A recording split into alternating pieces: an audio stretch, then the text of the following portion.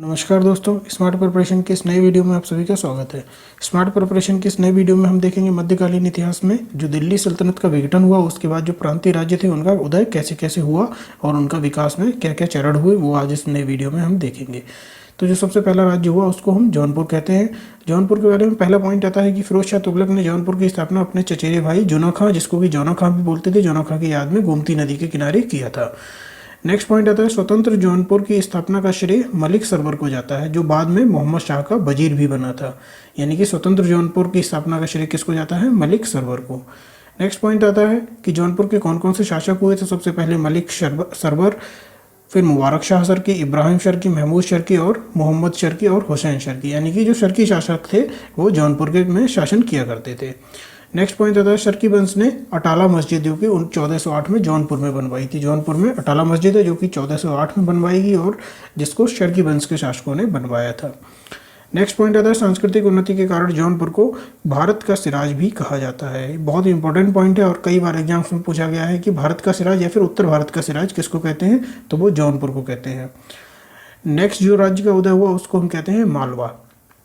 मालवा के बारे में पहला पॉइंट आता है कि 1401 ईस्वी में दिलावर खान ने स्वतंत्र राज्य मालवा की स्थापना की और धार को अपनी राजधानी बनाया।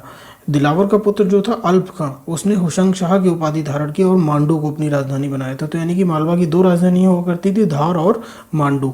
धार जो थी राजधानी वो दिलावर खां के शासनकाल में थी और जो उसका पुत्र था अल्प खां, उसके शासनकाल में मांडू राजधानी थी मालवा की। नेक्स्ट पॉइंट आता है हुशंग शाह ने नर्मदा नदी के किनारे होशंगाबाद नगर की स्थापना की थी। जो होशंगाबाद नगर है उसकी स्थापना हुशंग शाह शासक ने की थी और नर्मदा नदी के किनारे की थी। नेक्स्ट पॉइंट आता है हुशंग शाह के पुत्र मोहम्मद शाह की हत्या कर मोहम्मद शाह ने मालवा में खिलजी वंश की भी नींव रखी थी। यानी कि जो हुशंग शाह का पुत्र था मोहम्मद शाह, उसकी हत्या करने के बाद खिलजी वंश की स्थापना की नींव रखी गई थी। नेक्स्ट आता है मेवाड़ के राजा कुंभा के साथ हुए युद्ध में महमूद खिलजी और कुंभा दोनों ने जीत का दावा किया था। इसके उपलक्ष्य में राणा कुंभा ने चित्तौड़ में विजय स्तंभ बनाया और महमूद खिलजी ने मांडू में 7 मंजिलों वाला स्तंभ बनवाया। ये इंपॉर्टेंट पॉइंट है कि चित्तौड़ में जो विजय स्तंभ है वो किसने बनवाया? राणा कुंभा ने। और महमूद खिलजी ने जो बनवाया था वो मांडू में बनवाया था 7 मंजिलों वाला स्तंभ। नेक्स्ट राज्य जो जिसका उदय हुआ उसको बोलते थे गुजरात। गुजरात के बारे में पहला पॉइंट आता है कि 1407 में मोहम्मद बिन तुगलक द्वारा नियुक्त सूबेदार जो जफर खां था उसने सुल्तान मुजफ्फर शाह की उपाधि धारण कर स्वतंत्र गुजरात स्थापित किया था। नेक्स्ट पॉइंट आता है 1411 में मुजफ्फर शाह को के बाद उसका जो पौत्र था अहमद शाह वो शासक बना और इसे ही गुजरात का वास्तविक संस्थापक माना जाता है। इसी ने अहमदाबाद का जमा मस्जिद भी बनवाया था। नेक्स्ट पॉइंट जो आता है कि 1459 ईस्वी में महमूद बेगड़ा सिंहासन पर बैठा जो एक महान शासक था। महमूद बेगड़ा बहुत ही महान शासकों में से गिना जाता था जो कि 1459 में गुजरात की राजगद्दी पर बैठा।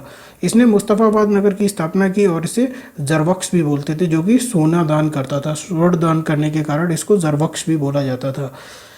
पुर्तगाली यात्री बारबोसा के अनुसार बचपन से ही महमूद बेगड़ा किसी जहर का नियमित सेवन करता था, इसलिए कोई मक्खी यदि उसके हाथ पर बैठती थी तो वह मर जाती थी।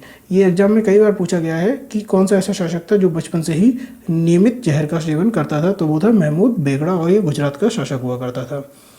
नेक्स्ट देखते हैं। नेक्स्ट जो राज्य आता है उसको बोलते थे मेवाड़, जिसको कि आधुनिक समय में उदयपुर बोलते हैं।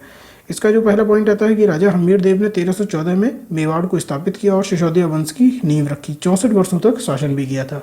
तो मेवाड़ के जो संस्थापक और जो पहले शासक थे उनका क्या नाम था? राजा हमीर देव, और इन्होंने ही सिसोदिया वंश की स्थापना भी की थी। तो जो कैसे कैसे शासक हुए थे, पहले हमीर देव, फिर उनके बाद मोकल, फिर राणा कुंभा, फिर रायमल और फिर राणा सांगा। नेक्स्ट पॉइंट जो आता है मालवा पर विजय प्राप्त करने पर राणा कुंभा ने कीर्ति स्तंभ का निर्माण कराया, जिसे हिंदू देवशास्त्र का चित्रित कोश भी कहा जाता है। यानी कि ये कहा जाता है कि हिंदू के जो देवशास्त्र हैं उनको चित्रों के रूप में वर्णित किया गया है कीर्ति स्तंभ में। तो जो कीर्ति स्तंभ की किसने स्थापना करवाई थी, किसने निर्माण करवाया था? राणा कुंभा ने।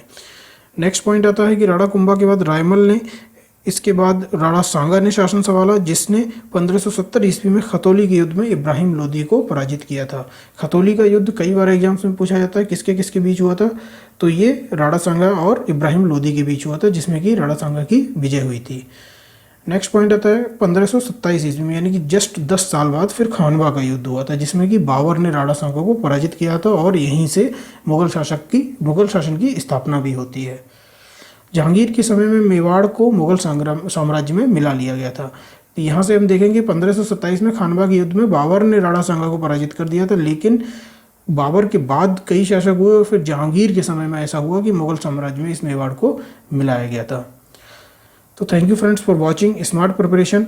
Please like share and subscribe our channel smart preparation. हमारे चैनल को फॉलो करते रहिए। Thank you.